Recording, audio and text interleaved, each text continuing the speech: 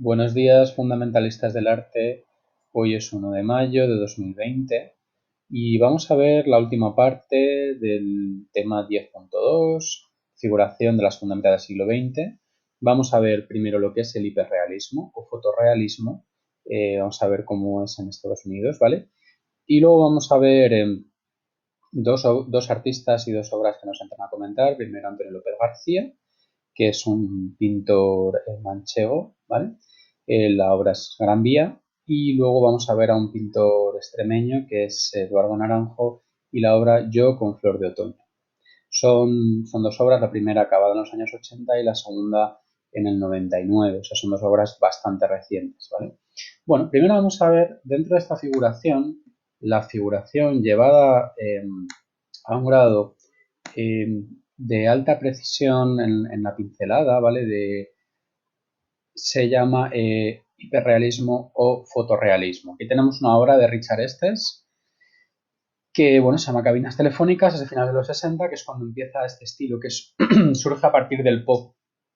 Recordad que el expresionismo abstracto proponía, después de la Segunda Guerra Mundial, ¿vale? A finales de los 40, años 50, proponía eh, un lenguaje pictórico individual de cada artista, es decir, que cada artista, cada pintor encontrara una manera de pintar, un grafismo particular, una pincelada única, ¿no? Suya, propia. Bien, pues el pop propone, no es exactamente lo opuesto, pero sí en bastantes sentidos una rebelión contra esa idea individualista, ¿no?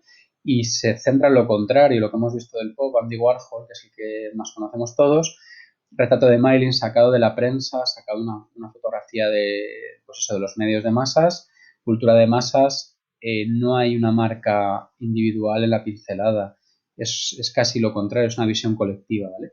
Y estos pintores hiperrealistas americanos de finales de los 60, principios de los 70 o años 70, ¿vale? De esta época, pues como veis están intentando simular una fotografía. Se llama a veces fotorrealismo por esto. Tienen mayor nitidez que el ojo humano. Sobre todo es famoso Richard Estes, ¿vale? O es uno de los que mejor ejemplifica este estilo. Eh, con más nitidez que el ojo humano, ¿vale? Y les gustan mucho también, como veis, estos juegos ópticos de reflejos, ¿no? Son cuadros con mucho detalle, con muchas horas de trabajo y hechos a partir de fotografía, siempre a partir de fotografía, ¿vale? Bueno, algunos precedentes del fotorrealismo, hiperrealismo americano, esto no hace falta que lo conozcáis, pero a mí me gusta bastante este autor, Charles Schiller, eh, veis bastante anterior, ¿no? De los años 50, que también parte es fotógrafo y es pintor y parte de estas visiones tan fotográficas, aunque no es hiperrealista, ¿no? Pero bueno, este realismo fotográfico ya estaba ahí presente, ¿no? Bueno, Richard Estes, a ver, ¿dónde me pongo? Richard Estes es americano, no ha muerto todavía. Y aquí tenéis otra obra suya, ¿vale? Hamburgers Frankfurter. Veis aquí la influencia del pop también en la temática, ¿no? Pues aparece este rótulo de Coca-Cola, toda la parte de publicidad, eso les encanta todo este mundo de la sociedad de consumo, ¿vale? Estos artistas fotorrealistas o hiperrealistas. Más precisión que el ojo humano. Eso es un poco lo que caracteriza el hiperrealismo. Y aquí en este cuadro se ve claramente la influencia o la derivada, como deriva de la pintura pop. También se ve la influencia de Hockney, pero Hockney nunca llega a esta precisión, nunca se esfuerza en hacer este fotorrealismo, no es el objetivo. Él pues tiene un lenguaje mucho más personal. Aquí desaparece casi el pintor eh, intentando imitar el objetivo fotográfico, ¿no? Lo que es el individuo aporta, pues, como diría el señor Laborda, pues la posición de la cámara, ¿no? La decisión de qué retratar o de qué representar, pero no la pincelada, o sea, es lo contrario al expresionismo abstracto. Bueno, otro hiperrealista es algo más personal, que es bastante célebre hoy en día, pues Jack Close. Este gran autorretrato, ¿vale? Aquí veis la escala, ¿no? Mide un par de metros por un metro y pico, ¿vale? Es muy grande, mucho más grande. Aquí veis, pues hay un cambio de escala bastante significativo. Es un retrato de finales de los 60. Aquí tienes otro retrato de Chuck Close con el autor. Luego, bueno, más adelante, en los años 90, pues encuentra este lenguaje así como hoy en día nos recuerda pues como si fuera un filtro de Instagram, ¿no? Una especie de filtro informático, pero bueno, encuentra esta derivada del realismo con esta manera de hacer tan personal, ¿no? Como fragmentada piezas. Esto es lo que la gente hoy en día suele conocer de Chuck Close, pero sobre todo, bueno, en la parte hiperrealista sería estos autorretratos, estos retratos que hace a gran escala, ¿vale? Bueno, en escultura, por ejemplo, que también podríamos clasificarlo como escultura pop, eh, hiperrealista, ambas cosas, pues vemos a Duane Hanson, ¿vale? Supermarket Lady, esta obra, la que veis que hay apropiacionismo, que se incorporan objetos reales, ¿no? Y luego, pues estas esculturas con un acabado muy preciso, muy detallado, y bueno, pues aquí está haciendo una reflexión sobre la sociedad de consumo muy clara, ¿no? Y sobre nosotros mismos, sobre nuestra identidad.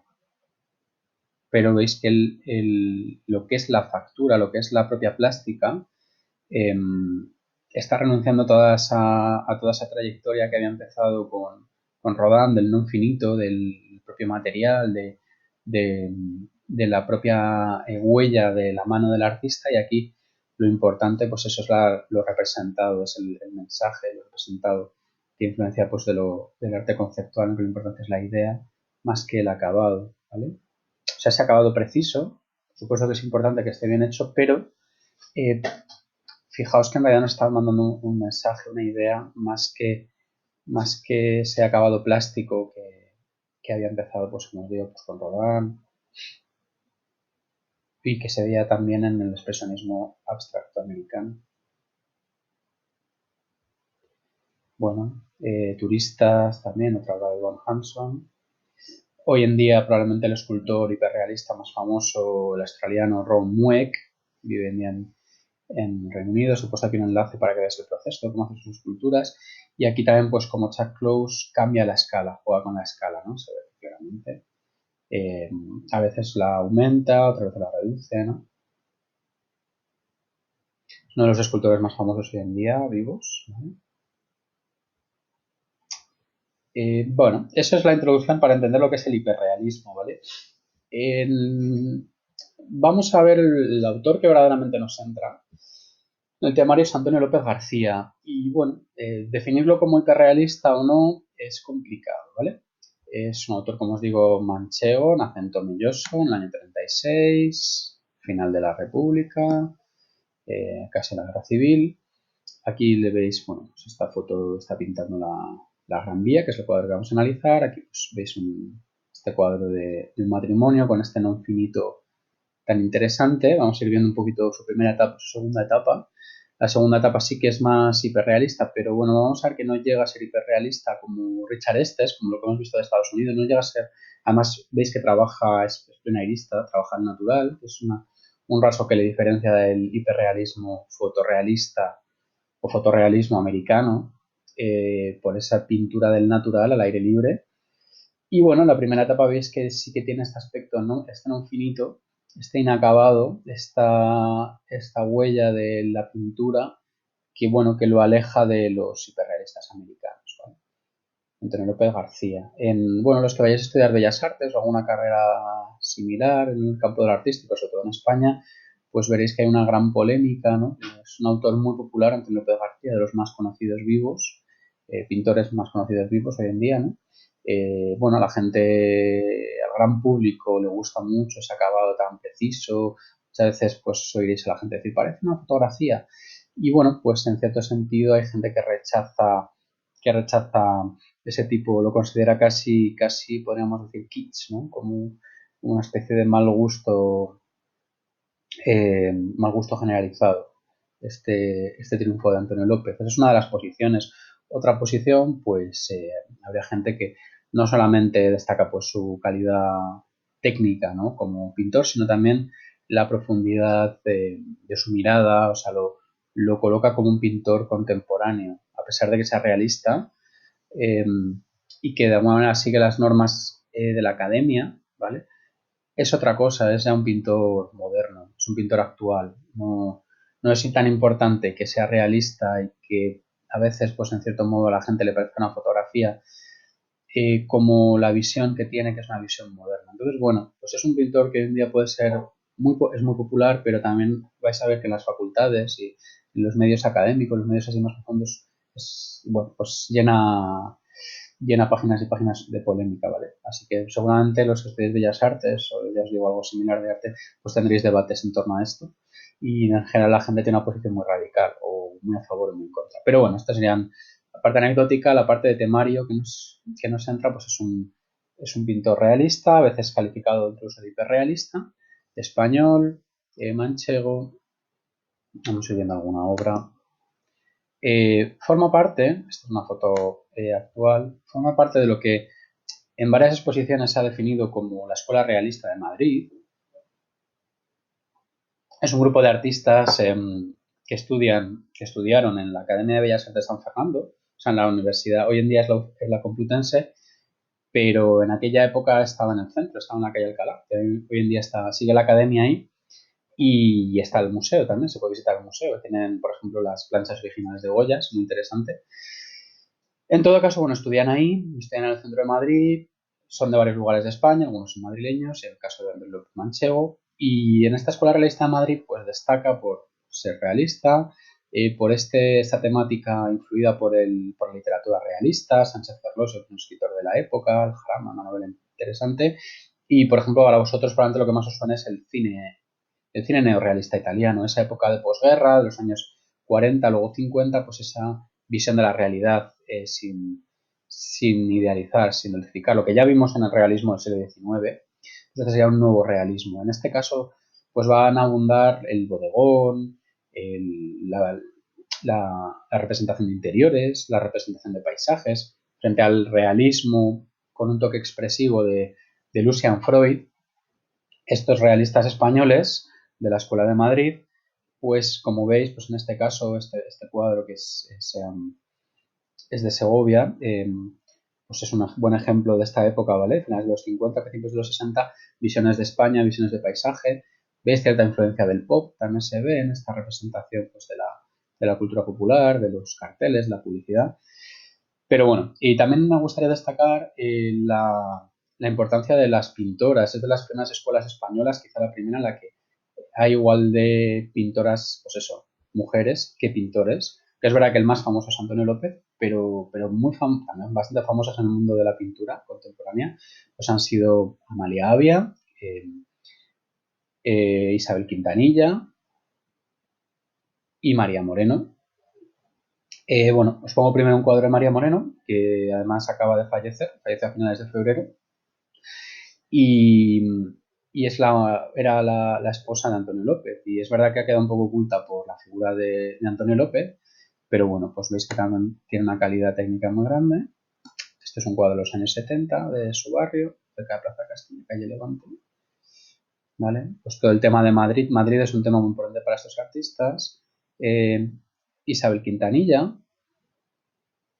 también, pues como veis, pues temas bastante precisos. Veis estos interiores, nos recuerdan en cierto modo a los holandeses, los pintores holandeses como Vermeer, también esa pintura óptica, en el sentido, bueno, pues de estos efectos de la luz, pero bueno, hay bastante equilibrio entre lo óptico y lo áptico, porque también veis pues todas estas calidades, toda esta precisión de los detalles, ¿no?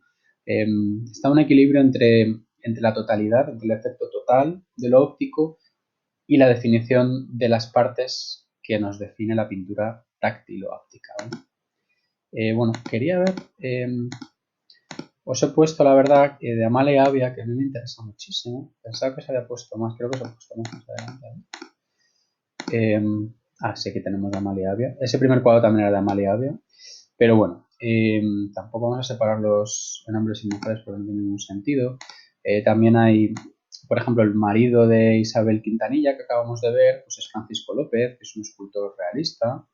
Es su hermano, también Julio López, tiene esculturas en el Reina Sofía, en la planta cuartas. Algunas de las esculturas que hay por Madrid, esta está en Barcelona, ¿vale? Pero bueno. son de él, también destaca mucho estos bajorrelieves. En fin, la única idea que creo que se os quede que es un grupo de pintores y escultores realistas que coinciden en la Escuela de Bellas Artes en la Academia de los años 50 en Madrid y bueno, pues tienen en común esta visión medio costumbrista, medio realista, paisaje urbano, interiores, bodegones, ¿vale? Os puede recordar pues eso a De Sica, a Visconti, los cineastas italianos, con bastante verismo.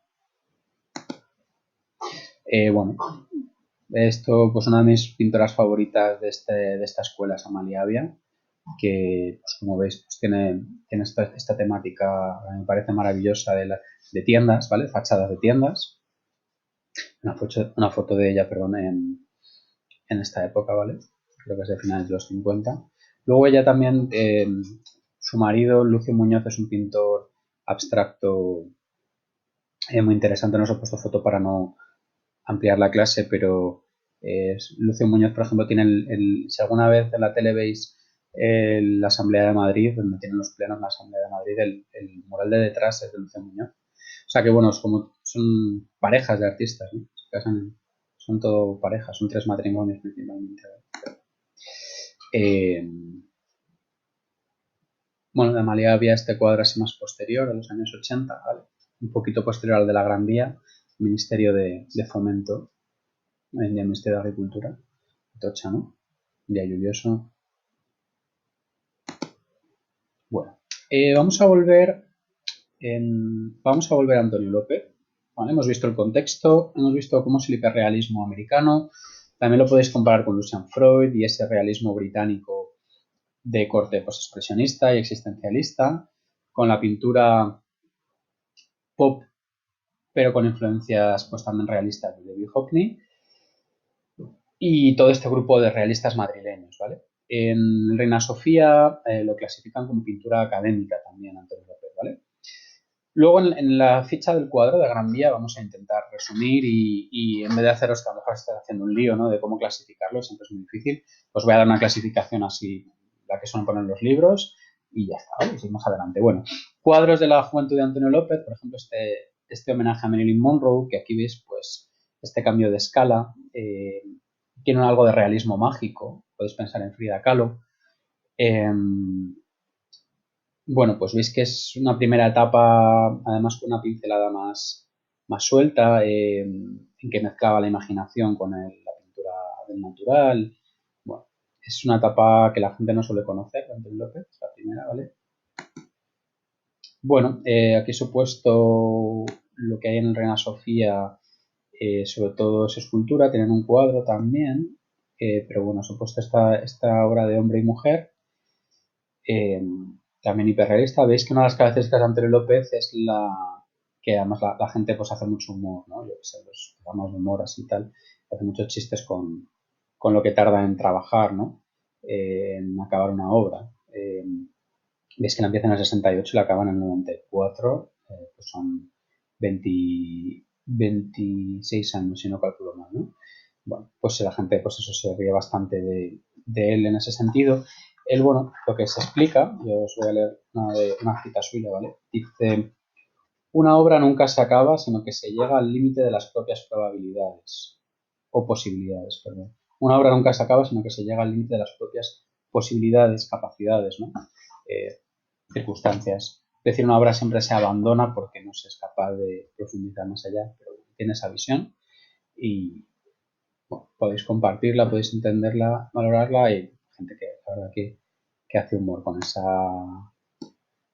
lo vais a ver, lo digo porque es que hay mucha gente que lo vais a si estudiáis sobre todo Bellas Artes vais a ver que se hace mucho humor con eso, ¿no? Con esa tardanza, con esos largos periodos de trabajo, que hoy en día no es nada habitual, ¿no?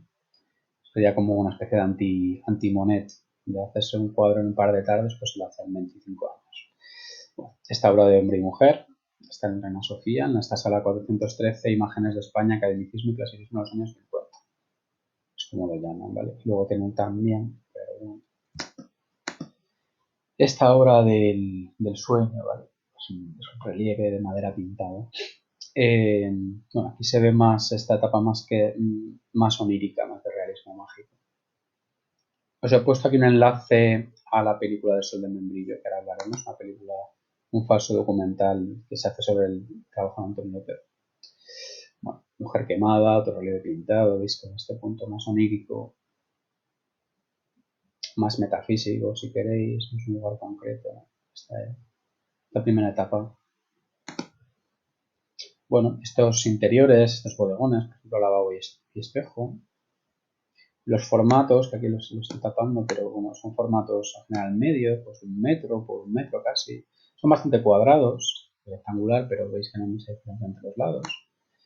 Bueno, pues en este caso veis que hay también como este juego óptico, ¿no? De hacer dos puntos de vista en una misma obra, muy preciso, con un estudio de color muy detallado, un estudio de textura muy detallada, y luego también pues llama mucho la atención, se ha escrito mucho, se ha hablado mucho de este reflejo elidido, ¿no? Pues aquí debería, en este espejo debería estar reflejado el propio pintor, pero no aparece. Bueno, toda pues eso, este naturalismo de los objetos desperdigados, colocados sobre esta pequeña encimera. Esta esquina rota, bueno, pues en este caso, ¿por qué sería un cuadro contemporáneo? ¿En qué sería contemporáneo? Pues en ese punto de vista colocado en un lugar muy poco idealizado. Aquí en este caso, si en Courbet, en el realismo del 19, pues son los campesinos, o Millet, ¿no? El Ángelus de Millet son los campesinos, son o Daumier, el vagón de tercera, ¿no? Son los pobres o son las clases bajas las que aparecen retratadas, que nunca habían sido retratadas con esa dignidad, pues en este caso pues sería los objetos humildes, los rincones humildes y casi podemos decir hasta sucios y mugrientos, los que aparecen tratados con un esmero y con un cuidado inmenso, bueno, pues que en otras épocas no se hubiera pensado que merecían esta atención, ¿no? Este estudio también de los objetos, pues esos objetos baratos de plástico, peine, objetos comprados en una tienda, hechos en serie, pues aquí veríamos ese punto pop, ¿no? de interés por los objetos industriales, por los objetos fabricados en sí. Taza de batería y ventana, más detalles de su estudio. Bueno, pues lo que hemos dicho precedente es el neorrealismo italiano, hablando de bicicletas.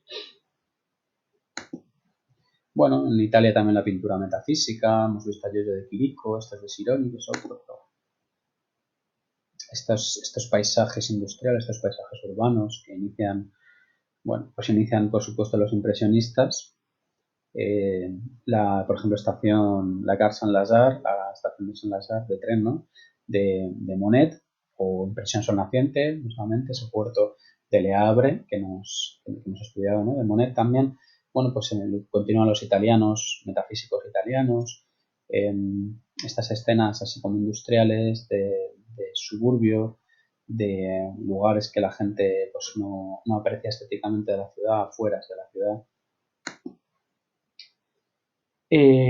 Que luego, pues eso, vamos a ver cómo influye en Antonio López también. Bueno, Manuel López Villaseñor, pintor español de esta época también, pues 10 años mayor que Antonio López y bueno, pues también tiene este realismo que puede influenciar, veis también con estos cuadros, son pues de los años 40, 50, son cuadros con este punto también, como veis, pues entre metafísico y realismo mágico.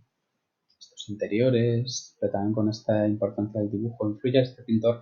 No hace falta que lo aprendáis, ¿vale? Pero bueno, que sí que había en España cierta escuela, no muy conocida, pero realista, ¿vale?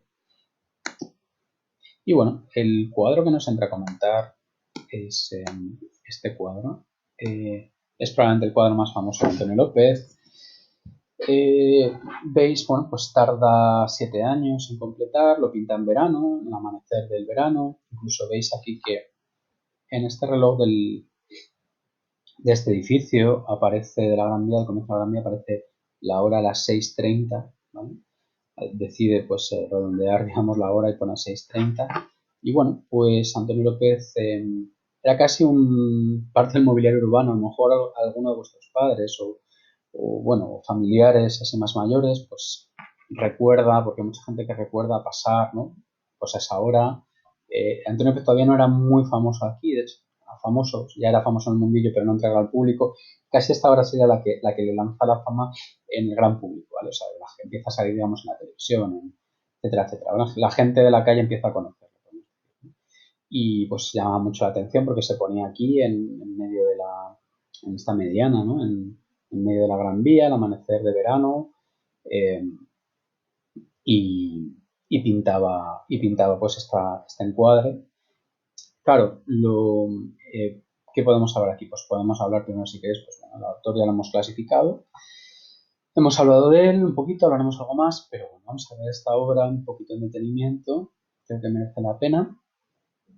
Es una obra de óleo sobre tabla, le gusta bastante tener lo que es la tabla.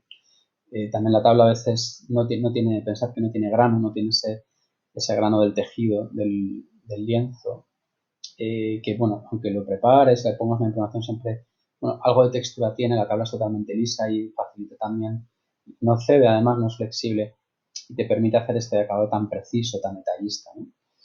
El tamaño es de 93 centímetros por 90 centímetros, es casi cuadrado, un poquito más alto que ancho, pero es prácticamente cuadrado.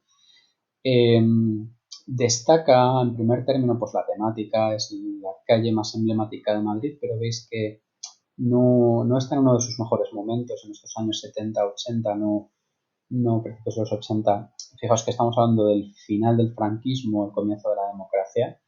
Es un cuadro, fijaos, que pasa pues eso, por la muerte de Franco, por la Constitución de 78, gobierno UCD, en fin, veis que es un cuadro que está viviendo ese momento de la historia de España tan decisivo, de las últimas décadas. Bueno, una arteria principal del centro de Madrid que Antonio López ha vivido de cerca cuando llega desde el pueblo, desde Tomilloso, porque asiste a la universidad justo al lado, ¿no? Porque iba prácticamente a diario al Museo del Prado, también pasando por aquí muy cerca, ¿no? Por la calle Alcalá. Es un lugar suyo cotidiano. Cuando llega a Madrid probablemente se siente fascinado por esta gran avenida, ¿no? Como representación de lo urbano, de la gran ciudad, pero es una arteria que no pasa por sus mejores momentos en estos años, ¿vale? Eh, Todavía le falta un renacimiento que he visto en los últimos 15, 20 años, ¿no? Un momento, pues eso, casi como, bueno, de locales, pues incluso a veces turbios, en fin, incluso las calles traseras, pues ven pues cierta delincuencia, etcétera. No es una calle tan, digamos, lujosa como podemos ver hoy en día, ¿no? Pero bueno, este es el comienzo de la Gran Vía. El tema es Madrid, es paisaje urbano, este, este edificio de la Telefónica tan emblemático que estaría en el centro de la Gran Vía, pues es lo que marca este fondo. En el edificio de la Telefónica, además, es de los pocos edificios en que ya está el sol de la mañana, está reflejando sus rayos, está iluminando, ¿no? Esta luz cálida del amanecer. De verano, bueno, pues la composición destaca pues esta importancia del suelo, que esto lo marca como un cuadro netamente realista, darle importancia al suelo, algo que bueno, pues como digamos que psicológicamente no le solemos dar importancia, pues de repente aquí le da una importancia enorme en cuanto a superficie, ¿vale? Compositivamente el suelo y estas líneas pintadas en el suelo tienen bastante importancia, y luego casi pues eso podemos decir que lo divide por la mitad en suelo y en edificios y cielo, ¿no? Bueno, ves que hay una especie de juego de triángulos, hay una perspectiva muy importante, la Gran Vía que está en cuesta, y vemos que el horizonte está un poquito por encima de la mitad del cuadro, un poquito por la mitad del suelo, porque está en cuesta, y vemos pues esta gran perspectiva de todo este lateral de edificios de la Gran Vía, y por otro lado la perspectiva, y además por la forma de triángulo de estas líneas pintadas en el suelo, toda esta convergencia, de líneas en este punto de fuga, ¿no? Debajo del edificio de la Telefónica. Y es todo este gran juego de perspectiva. Bueno, en cuanto a la forma, pues veis cómo está organizada en esta gran superficie casi vacía del suelo, del asfalto, con esta importancia de las líneas pintadas, ¿no? de las señales pintadas en el suelo. Bueno, luego este gran triángulo de edificios en perspectiva, este edificio de la izquierda, ¿no? que nos enmarca, que nos cierra la composición por este lado, ¿no? Y que tiene la importancia pues aquí también de los letreros, del reloj.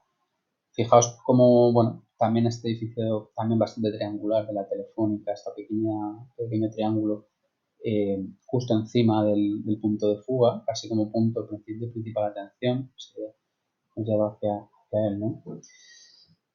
Muy precisionista, con mucho detalle en todas las ventanas, en todas las puertas, en el mobiliario urbano que se percibe, ¿no? Y bueno, el color, veis que pues, por un lado tiene estos colores cálidos, este cielo pues, de un color marfil, de un color blanco algo cálido, ¿no? Pues un poco tirando al crema, que va degradándose hacia un azul muy claro, un azul celeste blanquecino. Y aquí abajo pues toda esta área en sombra con colores pues malvas, con colores violáceos, con colores plateados, grises, algunos ocres grisáceos, colores pardos. Bueno, pues una gama con mucho detalle, con unos matices muy precisos, ¿vale? La pincelada pues bastante corta, una pincelada muy precisa, muy detallada, muy minuciosa, pero hay algo en esta pincelada, hay algo que nos delata, ¿vale? Aunque muchas veces se dice que parece una foto, pero si veis en algunas áreas del cuadro se ve cierta cualidad de no finito, por aquí en el primer término, sobre todo, que lo evidencia como pintura, que lo delata como pintura, ¿vale? Bueno, y el estilo pues tendríamos que relacionarlo pues con el realismo y bueno, por último quizá pues podríamos hablar nos llama la atención que esté vacía, ¿no? La Gran Vía vacía. Luego en una película de Alejandro Amenábar, Abre los ojos, hay una escena muy famosa en la que quizá podamos hablar de ella más adelante cuando veamos el cine de los años 90-2000 español. Aparece la Gran Vía con Eduardo Noriega, el protagonista, pues parece vacía, esta imagen casi de ensueño, ¿no? Que también, bueno, pues nos rompe un poco ese realismo. Tiene algo de onírico, tiene algo de sueño, tiene algo de ensueño. Bueno, hoy en día pues casi nos retrotrae a la situación actual, nos lleva a esta situación actual de confinamiento en que sí que aparecen las calles vacías, pero la Gran Vía vacía era como impensable, aparece en esa película que os digo, Abre los ojos, como una escena de sueño, onírica, y en este caso también pues, sería bastante onírica, ¿vale? A pesar de ser muy pronto por la mañana, pues por supuesto que había tráfico, había personas, había arriba por supuesto nubes, pero Antonio López decide no representarlas, bueno, por un lado por la dificultad de retratarlas con realismo, porque no tiene tiempo, dado pues eso, su proceso tan lento, tan minucioso, tan obsesivo de control, y bueno, al final pues decide dejarlo vacío, una sensación onírica. Dentro de este acabado realista tiene este punto metafísico, ¿vale? Que la gente no suele valorar, pero bueno, este vacío nos remite a algo un poco onírico, la metafísica. Vale, luego, bueno, pues es interesante que retoma el tema de la Gran Vía, años después, hace unos 10 años, 10-15 años, retoma el tema de la Gran Vía en una serie de cuadros que va haciendo a lo largo del día, comenzando, pues veis, incluso aquí es donde lo había pintado, ¿no? En esta esquina. Pues va hacia atrás, pinta desde este despacho de la calle Alcalá y se ve un tema parecido pero lejano, ¿no? Los deja inacabados, que es algo también muy típico de Antonio López, puesto que él va haciendo, pero muchas veces al final se queda inconcluso porque no me da tiempo, no tiene, en fin, por circunstancias, ¿no? Bueno, aquí no he encontrado, que tenía un catálogo, pero no lo tengo aquí en casa. Pero bueno, aquí tenéis con bastante mala calidad, pero bueno, para que veáis cómo va avanzando el día y se fue moviendo, ¿vale? A las 10. El anterior pues era por la mañana temprano, a las 7:30 me parece, 10:15, 1 de la tarde va avanzando hacia la Plaza de España. Y acaba por la tarde, como veis aquí, pues está aquí el edificio España, a las 9 de la noche, ¿no? O a las 9 del atardecer en verano, también en verano, ¿vale? Pues todo este tema de la Gran Vía lo retoma otra vez, una curiosidad, ¿vale? Bueno, en esta etapa de Antonio López de los años 70, 80, destaca mucho esta temática de paisaje urbano. Quizás este es uno de los más célebres, Madrid de Torres Blancas, una época similar al de la Gran Vía, ¿vale? Un poquito posterior, pero bueno, lo veis, ¿no? Desde toda Avenida de América, el centro de Madrid, veis también este estudio cromático, ¿vale? En este caso es al atardecer. Bueno, este es bastante interesante también. Vallecas, es también la importancia del suelo. Aquí podemos incluso recordar en esta importancia del suelo, en esta importancia incluso de esta nube de contaminación, de estos bloques de pisos, pues un poquito, si me permitís el término random, pues algo aleatorio, ¿no? Esta trasera poco atractiva de Madrid, pues ese estudio también del lavabo y váter. Y bueno, todos esos estudios que hace de interiores tan pobres, ¿no? Y tan poco atractivos en principio, pues como decide pues quedarse ahí horas y horas y poner el foco de atención ahí. Es una decisión como pues eso, moral, ¿no? Este es también bastante importante, pues bastante célebre, Madrid desde Capitanaya, pues aquí veis, en los años 80, los rascacielos de Azca, Madrid desde el norte en este caso. Como escultura hemos visto hombre y mujer, pues simplemente recalcar que también es escultor y luego pues este encargo que fue muy célebre de Noche y Día, estas cabezas de bebé de gran tamaño, que esa es su mujer, María Moreno, que hoy en día pues están en la estación de Atocha, ¿no? Muchos, a lo mejor uno está dentro, otro está fuera, las habéis visto cuando vais a coger una ave en la estación de Atocha, ¿no? Bueno, hablar también de esta película de Víctor Erice del año 92, El sol del membrillo, que bueno, si os ha gustado este autor, os gusta este autor, os gusta Víctor Erice, Escritura La Colmena, El Sur, y este sería su tercer largometraje, El sol del membrillo, falso documental, ¿vale? Pues es un documental muy lento, muy existencialista, pero si os gusta pues deberíais verlo, ¿vale? Ya que tengáis ganas. Bueno, otro de los cuadros interesantes, la familia de Juan Carlos I, muy polémico también, ha habido noticias y noticias durante años porque ha tardado, pues eso, un par de décadas casi en hacerlo, ¿no? Desde el 94, sí, un par de décadas, bueno, una década, no, 2 décadas, sí, 20 años en hacerlo, ¿no? Y bueno, pues hoy en día está en el Palacio Real. Bien, vamos a ver el segundo autor, es bastante menos famoso, Eduardo Naranjo, pero bueno, también es un pintor que en el mundo de la pintura española contemporánea pues es apreciado y es conocido, es extremeño, es de Badajoz.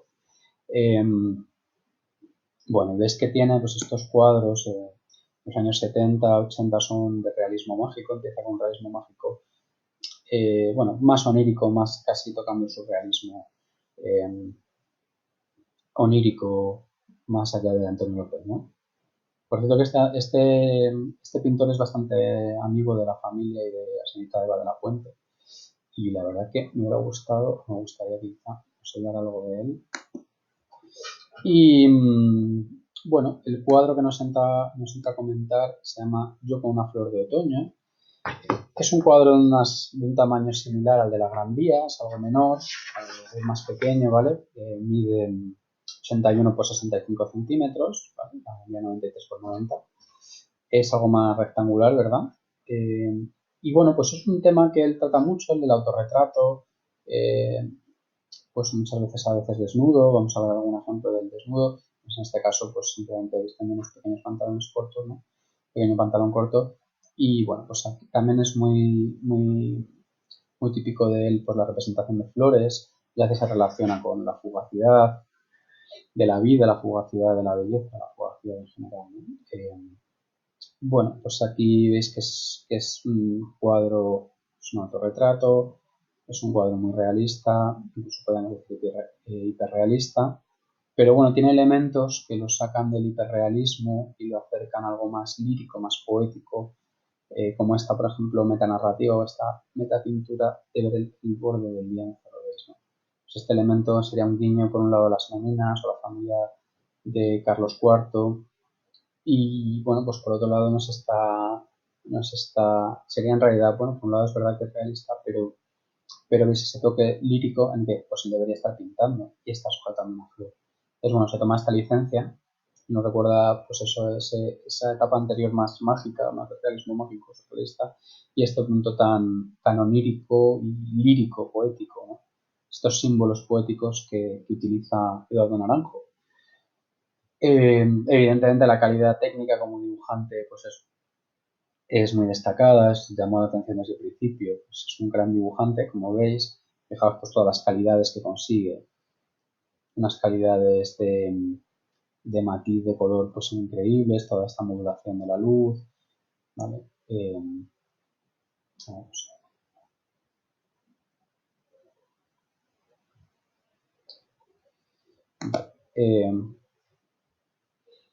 Bueno, toda la carnación, todas las calidades de la carne, todo pues eso, todos los matices, todo el detalle, ¿no?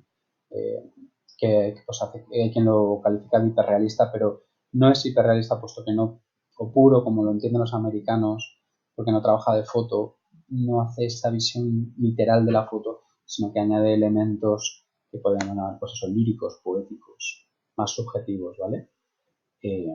Bueno, pues una composición bastante centrada, pero con algo más de peso en la parte derecha, ¿no?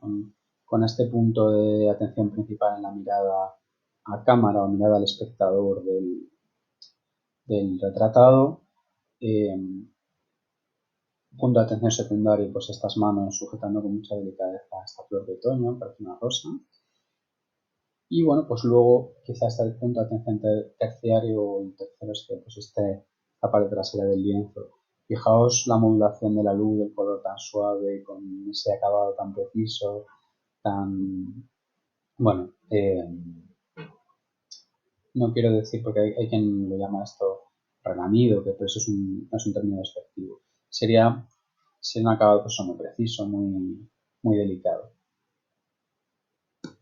Bueno, aquí veis otro cuadro, casi del mismo, un poco, bueno, anterior, ¿no? En que se ve, tiene algo más de juego simbólico, ¿no? Con esta calavera de animal y este espejo, pero esta vez se ve el espejo, se explicita, también veis, pues hay mucho más juego de planos, ¿no? Con este plano trasero.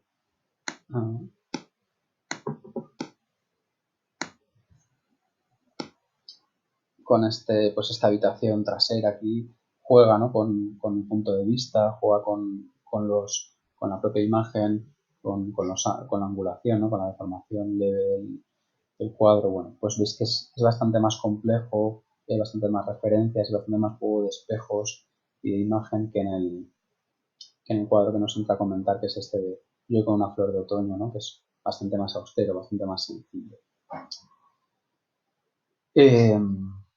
Una composición muchísimo más sencilla, ¿no? En la que desaparece el espejo y bueno, pues sí que se ve esta iluminación natural, por aquí probablemente hay una ventana, ¿verdad? Que ilumina el hombro, también ilumina el muro detrás de él, ¿no? Se ve esta sombra tan degradada, esta sombra tan degradada, tan suave, se ve estas modulaciones, esta volumetría también definida, pero tan suave al mismo tiempo de su cuerpo desnudo, su torso desnudo, en fin, todo el vello, todo el detalle de la flor. Bueno, en este caso, este cuadro, este autorretrato anterior, pues se ve también toda esta textura precisionista. En este sentido, se le llama hiperrealista, ¿no? Más preciso que el ojo humano. Pero bueno, este aspecto lírico es una temática suya muy recurrente, los desnudos en la playa. Este está en el Reina Sofía, Javier en el estudio. Este no es él, pero ves que es un tema parecido a su autorretrato frente al espejo, con esa cabeza, ese cráneo animal. Bueno, estos son cuadros actuales de hace 2 o 3 años, este autorretrato, bueno, hace cierta referencia, este autorretrato con esta flor, pues hace cierta referencia al cuadro anterior, esta vez está totalmente desnudo el autor, ¿no? El anterior es del 99, el que no, yo con flor de otoño, y este es del 17. 18, o sea que es un cuadro de los últimos que están en su página web, ¿vale? Y bueno, pues veis que sigue tratando esta temática del autorretrato, muy realista, pues casi realista, pero con estos elementos simbólicos, líricos, poéticos, ¿vale? Que le dan un toque, pues algo metafísico, algo, no llega al surrealismo, pero bueno, lírico, podemos decir, poético. Bueno, otro autor de la generación de Eduardo Naranjo es Cristóbal Toral, malagueño, y bueno, pues está aquí entre el pop, ¿no? Y bueno, quería enseñaroslo por tener a lo mejor, si queréis, añadir alguna referencia de otro autor de la misma generación y que tiene bastante parecido con Eduardo Naranjo, bueno, pues en ser figurativo, en tener un acabado bastante preciso y en este caso, bueno, pues es verdad que es mucho más pop que lírico. Y bueno, pues vamos a dejarlo, que ya llevamos bastantes minutos de clase. Y bueno, cualquier duda me comentáis, dentro de un par de días os subiré algún ejercicio con este vídeo, ¿vale? Y ya, ir haciendo vuestros vídeos, vuestras clases, presentándolo. Nada, mucho ánimo y espero que mañana, 2 de mayo, pues podáis dar un paseo, con mucho cuidado, eso sí, de no contagiaros, ir con las medidas de seguridad. Y nada, abrazo, chao chicos.